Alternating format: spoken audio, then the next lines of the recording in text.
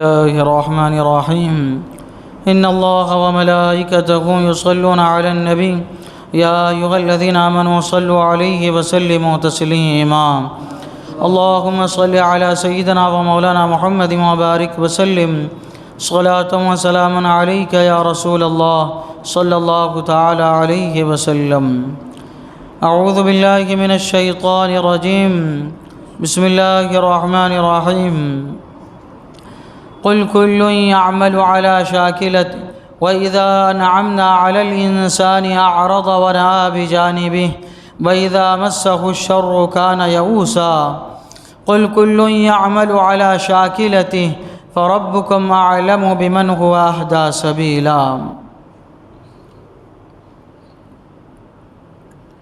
اور جب ہم آدمی پر احسان کرتے ہیں تو منہ پھیر لیتا ہے اور اپنی طرف دور ہٹ جاتا ہے، اور جب اسے برائی پہنچے تو نا امید ہو جاتا ہے۔ تم فرماؤ سب اپنے روش پر کام کرتے ہیں تو تمہارا رب خوب جانتا ہے کون زیادہ راہ پر ہے۔ اللہ تبارک و تعالیٰ نے اس سے پہلی والی آیت میں قرآن کریم کا تذکرہ فرمایا کہ قرآن یہ دلوں کی شفا بھی ہے، جسم کی بھی شفا ہے، روحانیت کی بھی شفا ہے۔ اللہ تعالیٰ نے اس کو شفا بنا کر نازل فرمایا، رحمت بنا کر نازل فرمایا، لیکن مومنین ہی اس سے شفا حاصل کر سکتے ہیں، رحمت حاصل کر سکتے ہیں۔ باقی کفار و مشرکین ان کا تو خسارہ ہی بڑھتا ہے قرآن کریم سے، ان کی بے ایمانی کفر و شرک میں اضافہ ہوتا ہے۔ یہ انسان اس کو چاہیے کہ جب قرآن نازل ہو تو اس کو سنو، اس پر ایمان لائے، اللہ کے احسانات کو مانے اور اس کے مطابق عمل کرنے کی کوشش کرے۔ لیکن یہ انسان کا کیا حال ہے؟ جب ہم آدمی پر احسان کرتے ہیں تو منہ پھیر لیتا ہے۔ اللہ تبارک و تعالیٰ فرماتا ہے یہ کفار و مشرکین، یہ بدکار، یہ فاسق اور یہ بدعمل لوگ، جب اللہ تبارک و تعالیٰ ان پر احسان فرماتا ہے،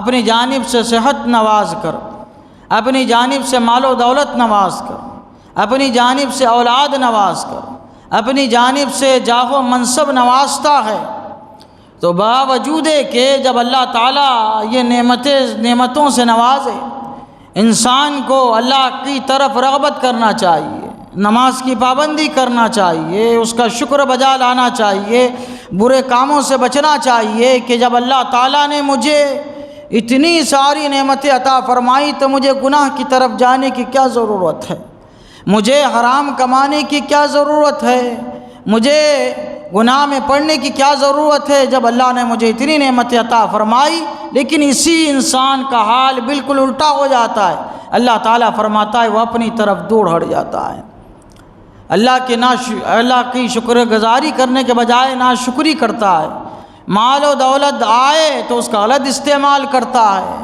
اچھے کام میں خرچ کرنا چاہیے تو اسراف کرتا ہے، مال کھان پین میں اسراف کرتا ہے، شادی بیاہ میں جو ہے ان لوگ اسراف کرتے ہیں، اور اس کے علاوہ بہت ساری چیزوں میں اسراف کر کے مال ضائع کر دیتے ہیں۔ اسی طرح صحت اللہ تعالیٰ نوازے تو صحت کا خیال رکھنا چاہیے، صحت کا بھی خیال نہیں رکھتے ہیں۔ اولاد اللہ تعالیٰ نوازے، اولاد کی قدر کرنا چاہیے، ان کو دینداری میں لگانا چاہیے، ان سے آخرت کا سرمایہ حاصل کرنا چاہیے، لیکن اسی اولاد کو کھلا چھوڑ دیتے ہیں جو ان کے آخرت کے خسارے کا سبب بنتی ہے۔ اللہ تعالیٰ فرماتا ہے کہ یہ انسان ہے کہ جتنا اللہ احسان فرمائے اتنا ہی دور جاتا ہے انسان، اور جب اسے برائی پہنچتی ہے تو نا امید ہو جاتا ہے، اللہ تبارک و تعالیٰ کی طرف رغبت نہیں کرتا۔ اللہ تبارک و تعالیٰ فرماتا ہے تم فرماؤ سب اپنے کیے پر کام کر رہے ہیں۔ مومن اپنے ہدایت کے مطابق کام کر رہا ہے، اور کافر اپنے کفر کے مطابق کام کر رہا ہے، اور بدعمل انسان اپنے بدعملی کے مطابق کام کر رہا ہے۔ تو تمہارا رب خوب جانتا ہے کون زیادہ راہ پر ہے۔ ہر آدمی یہ سمجھتا ہے کہ میں زیادہ راہ پر ہوں، میں اچھا انسان ہوں، سارے لوگ برے ہیں۔ آدمی کیا کرتا ہے؟ لوگوں کی برائی بیان کرتا ہے، لیکن اپنے خامیاں، اپنے اندر چھپے ہوئے عیب اس کو نظر نہیں آتے۔ لہٰذا انسان کو چاہیے کہ دنیا کی حقیقت کو پہچانے، اللہ تعالیٰ نے جو ہمیں سانسیں دی ہے اس کی قدر کرے، اللہ کی طرف رجوع لائے۔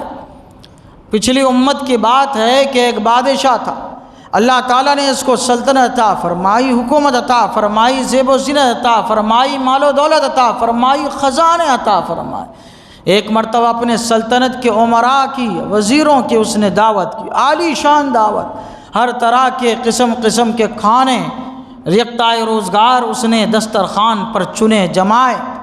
اب دعوت شروع ہونے والی تھی کہ بادشاہی دربار کی چوکھٹ پہ کسی نے جو ہے دروازے پہ دستک دی، زور سے دستک ہوئی، کسی فقیر نے آواز لگائی، آواز زور سے، کھٹکھٹاہٹ جو ہے وہ زور کی تھی۔